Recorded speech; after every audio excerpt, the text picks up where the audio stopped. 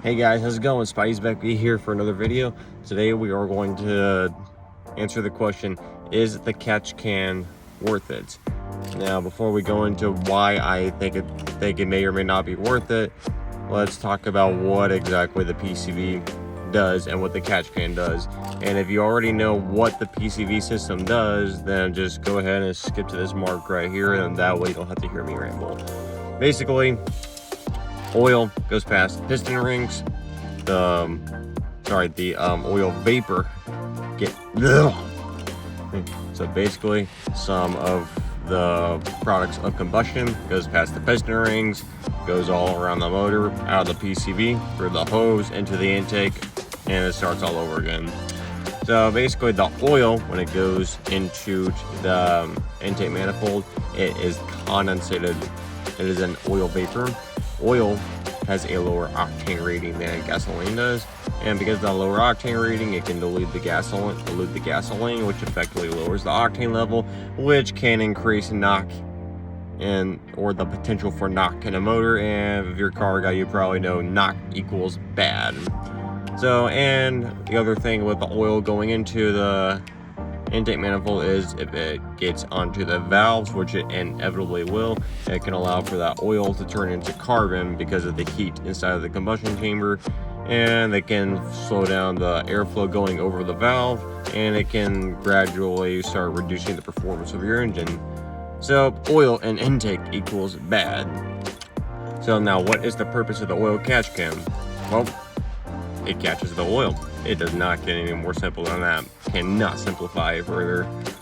So oil, so the PCV valve has a hose routed to my catch can, comes back out into the intake manifold. Catch can catches the oil, allows the unburnt fuel vapors to go back into the intake manifold, recirculated. So now all you have going into your intake is fuel vapors mixing with the air. So now let me go show you exactly how I did it, how much I might have caught inside of it, and we shall go from there. Hi, kitty. Hi. Do you want to learn more about catch cans and cars too? You do? Or do you just want to start scratching me again this time? Alright, folks. So, had the PCV valve here, have it routed to my can here, comes out, back into the intake. This guy right here is the breather. I can elaborate more on what this breather does in my next video. So let's go ahead and unscrew this can here.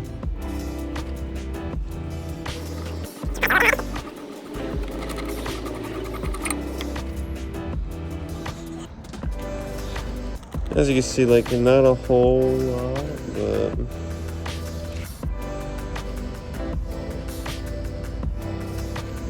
and my car doesn't catch very much in this catch can as it is. It's usually about that much or a little bit less.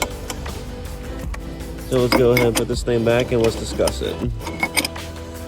Alright, now that you've seen that my catch can does do something, let's talk about the series of events that led to me getting it and whether or not I think it is worth it. Now, to keep you interested in watching the rest of the video, yes, I believe it is worth it, even on a port-injected vehicle, which, as you guys probably know, the fuel injector cleans the intake valves while it is spraying fuel into the cylinders. In direct injected vehicles, the fuel is injected directly into the cylinders, so you don't have any fuel washing the intake valves. So the series of events that led me to installing my catch can was I noticed that I puffed blue smoke on acceleration, not decel, only acceleration. So my thought process was maybe my piston rings were bad. Well, the oil scraper ring anyways. The engine has standard compression, which shocked me. Just so you guys know, standard compression for the QR25 and the Spec V is 181 psi, I believe, and my car was surprisingly at 181 on all cylinders at 230,000 miles, so very shocked by that. But anyhow, you had the compression rings and then you had the oil scraper ring, and the oil ring was the one I was concerned about. So my thought process was perhaps so much blow by is going past the rings, that's getting recirculated through the PCV into the intake manifold, and that it was sucking the oil back in and causing my my blue smoke problem. So I confirmed that was not in fact what was happening. I think it's more of a valve stem seal issue, but either way, it's an old ass engine. So I partially did the catch can to try to diagnose the problem. So one of the things to note is when I took the intake manifold off after I installed the catch can, it was fucking disgusting in there. I mean, like, there was a nice film of oil in there with dirt, surprisingly enough, inside the intake. So I know that was from the PCV. So that's a lot of why I'm glad I did the catch can, because I do not like the idea of all that oil being in the intake plenum. So now the caveat with the catch can is a lot of people think that if you install a catch can, you will not have any more carbon buildup. That is incorrect, because a byproduct of combustion is carbon. Like, just look at any piston in any motor, you're probably going to see carbon on it, and that's why it's a byproduct of combustion. So the reason you get it in your intake valves is during the phenomena called valve overlap, where during the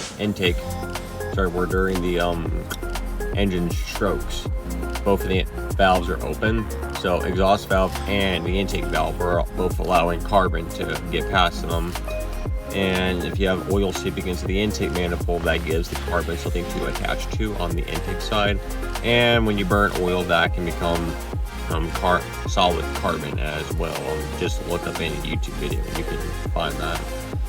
So I can't negate the issue of carbon being a byproduct of combustion, obviously, but we can at least negate the problem of oil getting into the cylinders, creating more potential for carbon buildup. So I'll tag my previous video down below, which showed how exactly I did a carbon cleaning, and you guys will see it worked very well on my car. The blue smoke, contrary to popular belief, is not just from the induction cleaner. I have done it on cars with low-ish miles, and there was no white smoke coming out whatsoever. And I've done it on cars with higher miles or with direct injection, and a lot of fucking smoke came out. So it is carbon being burned off. It's not the cleaner being burned that you're seeing per se. So definitely I would still recommend doing a fuel system clean once a year. I might do mine every 6 months. That's because I have access to those things for very cheap working at a shop. So yep, that's the end of the video. I completely recommend the catch can. I have a Mishimoto baffled catch can with Mishimoto silicon lines. I got the Mishimoto can because it was like $170 on sale, so it was one of the cheaper, good quality ones I could find, which good quality for Mishimoto really isn't that great, but it's worked well for my purposes. You could also get a universal catch can from Z1 Motorsports and Radium, I believe. Other companies make universal catch cans as well. I'll try to put a couple in the description, as well as the Mishimoto silicon hoses I have, which are from Amazon. So that should be it. Thank you so much for watching the video. Please like and subscribe.